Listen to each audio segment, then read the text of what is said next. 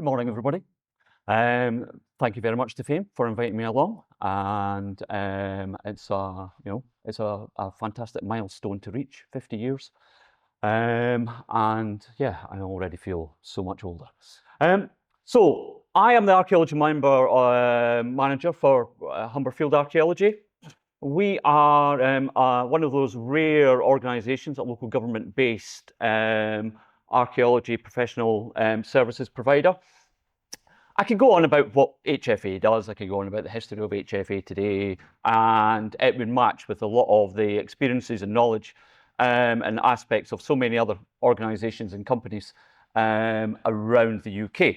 But what I've decided to do instead is, while we're looking back at the past, thinking over the last 50 years, thinking about where we are now, I'm going to talk a little bit about what we're trying to do in Hull in the sense of audience diversification, public engagement, public benefit, and one aspect that we've been trying to do is bringing archaeology, heritage professionalism into the gaming world, and actually bringing the gaming world more into archaeology as well.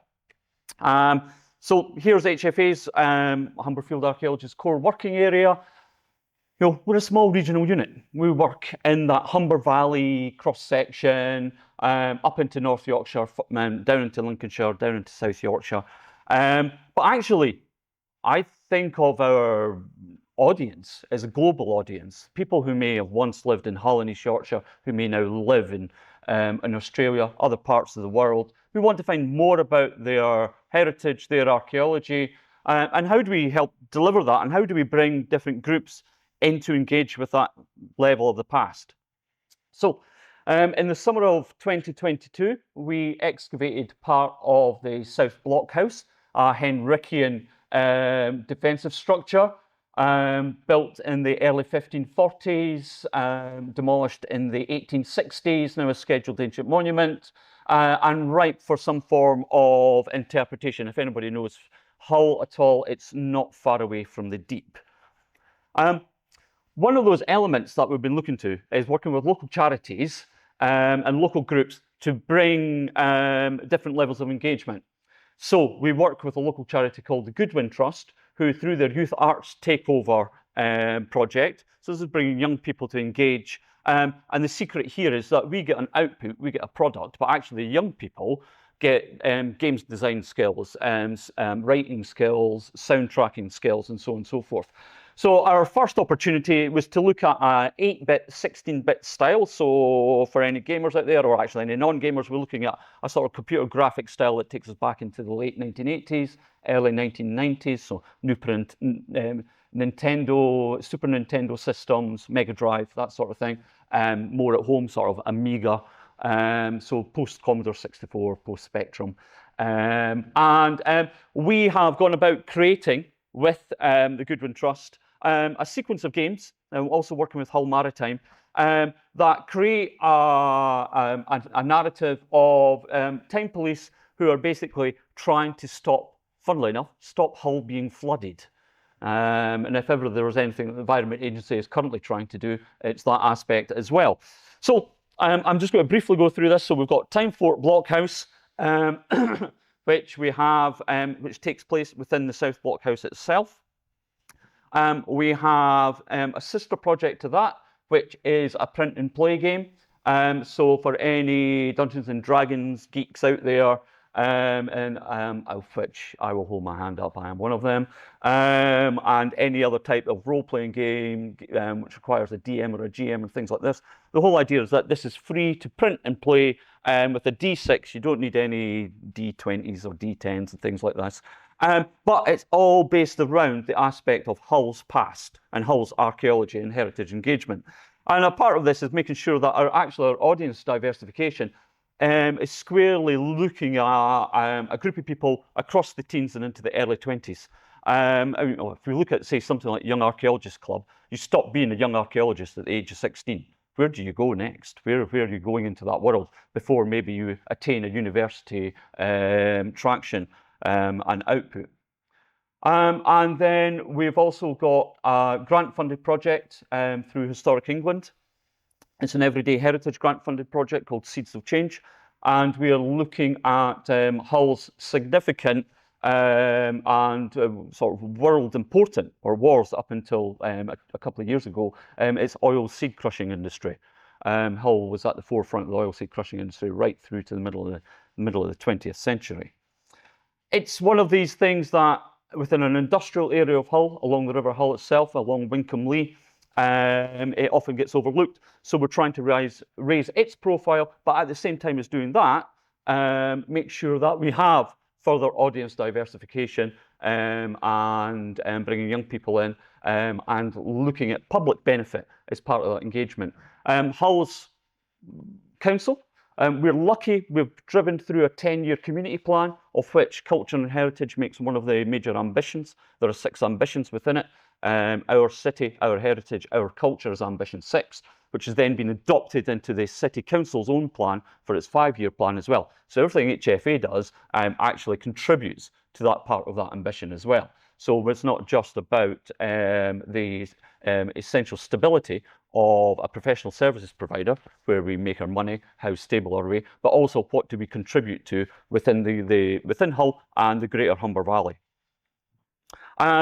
So we have done, I'll just skip back for a second, this game, which is Seeds of Change, which is based in the 1970s, based around the aspect of traveling into the past to stop a time event which will affect the future. And the developers, the people who have made it, have taken that kind of 70s aesthetic, big kipper ties, tank tops, things like that. I'm sure it's the sort of thing that Peter used to know quite well back in the day. Sorry, Peter. You know, it's again, it's about creating a narrative, about creating audience engagement. We're also looking at virtual reality. So we have gap sites. The upper picture is the Barkers and Lee Smith seed oil crushing building that was removed, destroyed in the late 80s into the 90s for development, but it remains a gap site, a sadly overgrown gap site as it is today, so brownfield site. And we are taking the photos that we can get, the archive of information, especially from oral histories as well, and create a virtual reality model which people will be able to go and experience. The inside of that virtual reality model will be a memory space. The space will be based on the memories of the people who used to work on the building. So that creates a really quite nice level of heritage engagement as well. This is Chambers and Fargus. If you drink decaffeinated tea or coffee, and it's been decaffeinated tea, it's been decaffeinated in the UK, it's been decaffeinated here. This is the only decaffeinated tea plant in the whole of the UK, sits on the banks of the River Hull, doing its thing. The caffeine, funnily enough, gets sold to energy drinks companies. So if you drink energy drinks, there's probably where a lot of your caffeine's coming from as well. But what we're doing as part of that project, again, sort of diversifying with our digital output, we're creating a digital narrative that has disappeared. What you should have seen there was 360 drone bubbles. And these drone bubbles, you can jump from one to another and take you across the Wincolm Lee area. And this creates a digital heritage trail in a 360 world. So it's like Street View, but you're actually above the whole area. And into that you can drop audio, video, sound pieces, text. So that again is taking that digital output, working with a drone operator in the city, and actually creating a heritage trail, which again, if you're sitting in Australia, you can go and you look through that yourself. And I'm just going to bring us back to the South Blockhouse. The site is a grey car park, faceless grey car park it was. We've done a dig. It's now a faceless grey car park again, as we look to get funding together to turn it into a open-air heritage attraction. So what do we do with that? So what we've decided is that we would build a VR world. The VR world is based on the colour design of Wenceslas Holler's map of Hull of 1640, which the copper gate, the copper plate still exists. The South Blockhouse is the middle image, but also we take our own gaming heritage, the games that we've played in our youth or as adults, and one of our touchstones is the Dishonored series, if anybody's familiar with it, and the painterly effect. So what we are not trying to do is create a virtual world that looks real. Because if anybody who plays games knows, if it's a PlayStation 5 looking game now, in 5 years' time, it'll look old and dated. In 10 years' time, it'll look terrible. One of the mainstays of any kind of graphic output are things like Nintendo, where they give things a certain sheen and a certain polish. So if you're playing a Mario game, which is 30 years old, it still works well. It still looks good because it has a graphic output without necessarily trying to make it look real. So we have a graphic design idea where we're looking at the integrity of the archaeology, but we're giving it a graphic styling. So this is our South Blockhouse model, and it is entirely the extents of it are entirely designed on the archaeological record and the historic record and any other archives that we have for it. And then if I change channel, Anthony, who is our virtual reality software engineer. So this is setting in Unreal Engine. Anthony's using a MetaQuest 3 headset. We also have a couple of MetaQuest 2 headsets to work with it. We have taken this to schools. We've aired this in the Hulls and East Yorkshire Science Festival. And this is, and we brought it along today. So at break time, at lunchtime, if you want to have a go, come and have a go. Come and actually experience this 3D virtual world of our South Blockhouse. Anthony, could you hit the button that just brings up the plan and the site?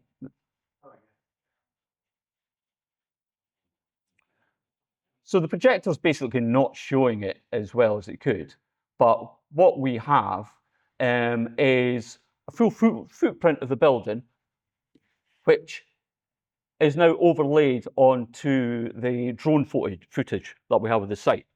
So the extents of the walls, where the walls are within the model, are actually all based on the map, the drone photography that we've got from the site. So everything is dimensionally accurate. So where the gun emplacements are, where the ports are, where the door is, where the central courtyard is, all of that is accurate to the archaeological record. And then we've used historic records to create the elevations through the building. And then we've also based, this is a device castle. So we've looked at device castles that still exist on the south coast of England. And within it, you can fire cannons, you can pick up swords and things like that. There are things to collect, which will bring up parts of the information in the future. So Anthony's just picking up a shield. And again, part of this is all designed for about a 20-minute engagement time. Between 10 and 20 minutes, you do what you can within it. You can fire cannons, you can do things like that. But again, the whole idea is it's audience diversification, but of true archaeological data. This is not Disney. It has a Disney effect. I mean, really, ideally, we'd want to kind of be an almost sort of archaeological dreams factory. That's my grand ambition. But we're using proper excavated archaeological data. And Anthony, could you finish by climbing up the flagpole? So we've made it climbable. Again, things that you wouldn't really be able to do. And well, we all ignored those signs on ancient monuments that said, please do not climb on this monument. Let's face it, my children still do. But the whole idea is that it's an interactive space. So Anthony, it might look ridiculous, but he is in that virtual world. He is climbing that flagpole. He is looking down at that. And if he gets to the top, it's a long way to go up a flagpole. And again, we know that there's a flagpole there because it's illustrated across various phases of illustration. And Holler actually shows a flagpole in the middle of the blockhouse as well. But if you look out and around, Anthony, that's the Humber estuary. That's Hull on the other bank of the river. And again, this is all based on that Wenceslas-Holler colorization and design. And we've gone for that graphical effect. So this is what we're trying to do. This is just a little bit of HFA, just a little bit insight into the soul of HFA and what we're trying to do. If you want to come and talk to us about our virtual reality building and our outputs and that diversification into a bigger digital world, do come and talk to us. have a go at it. I know it's not for everybody. Some people get travel sick doing that. He's just dropping now down through it. So imagine what he's seeing as you're dropping down through that space. And that's us. That's HFA.